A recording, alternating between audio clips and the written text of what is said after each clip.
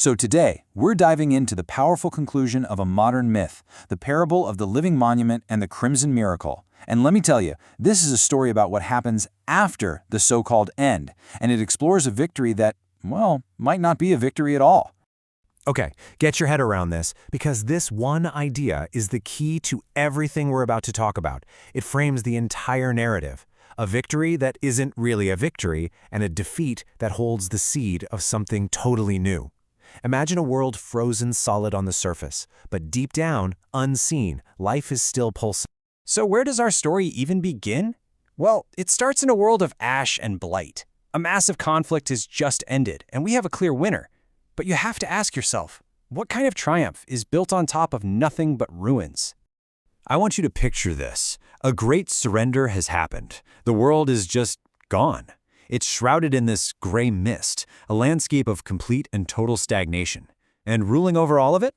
That's Mephistopheles, the spirit who denies, sitting on his throne in the Tower of Inferno, probably smoothing out his modern business suit. He's won, or at least that's what it looks like. Now this slide is super important because it breaks down the two big opposing forces at the heart of this whole parable. On one side, you've got Mephistopheles, the denier.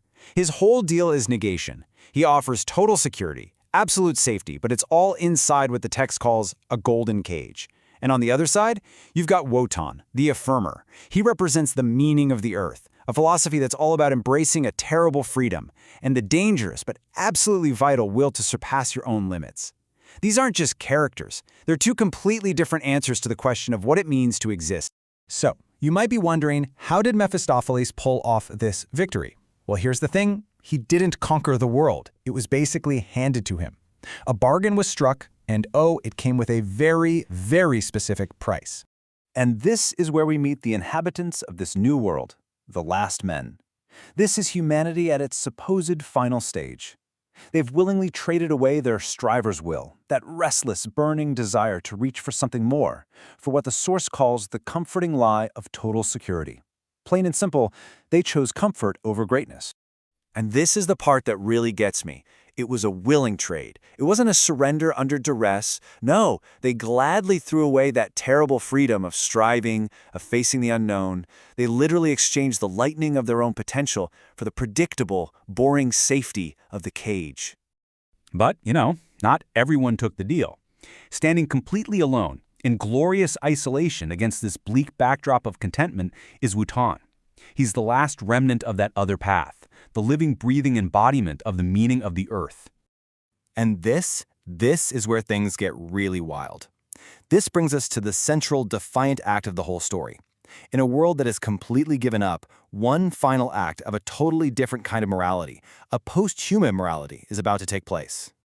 So, in the very heart of this wasteland, surrounded by the ruins of what used to be corporate monoliths, there's just one thing left standing: a single, withered tree. It's nothing more than a skeleton, really, a relic of the old world's ambition to reach for the sky.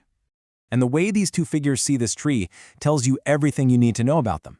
To Mephistopheles, it's just fuel for his Tower of Inferno, more raw material for his world of ash. But Wotan, acting as the arrow of longing, sees something else entirely. He sees a different truth, a different kind of potential locked inside. And what Wotan does next is, well, it's shocking. He doesn't comfort the tree or give it pity, no. In a move the Source compares to a dark miracle, he literally opens his veins. His divine blood ink pours onto the roots. And it doesn't just water them, it transforms the stagnation of the earth around it into a fertile, crimson fire. But here's the thing. This act of sacrifice doesn't just save the tree, it transforms it into something completely new. Something that stands as a living testament to a force that Mephistopheles thought he had stamped out for good. The tree isn't just brought back to life, it's reborn with what's described as a terrible grandeur. Its leaves are like emerald blades. Its trunk becomes this unbreakable pillar. It is a perfect living mirror of Wotan's own unconquerable spirit, his sovereignty made real. And in this moment, Wotan delivers a thunderous verdict right to Mephistopheles on his throne. "You have harvested the shadows," he says, "but I have planted the meaning of the earth." He's basically saying, you think you've won? Your kingdom is nothing but a cellar of ruins, a collection of hollow men. I, on the other hand, have created something that truly lives. So you have to understand, this isn't just a plant anymore. It's a living symbol. It is the will of the Übermensch, that relentless drive not just to exist, but to overcome, to create, to surpass yourself, made real. It's living proof that this fundamental fire can't just be buried and forgotten under a mountain of ash and blight. So we get to the end, but it's not really an end, is it? The wasteland now contains two victors and two very different monuments locked in this silent, ongoing battle.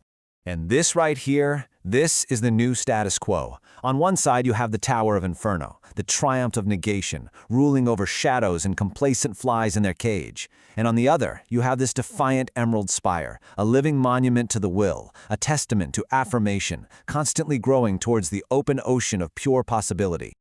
The bottom line is this. Mephistopheles might hold the last men, but Wotan's living monument is proof that the ultimate contract, that final surrender of the will to grow, has not been signed. His victory is fundamentally incomplete. The struggle between stagnation and striving is far from over. And that leaves us with this incredibly powerful question. This parable seems to suggest that even in a world of total surrender, new life doesn't come from comfort or from pity.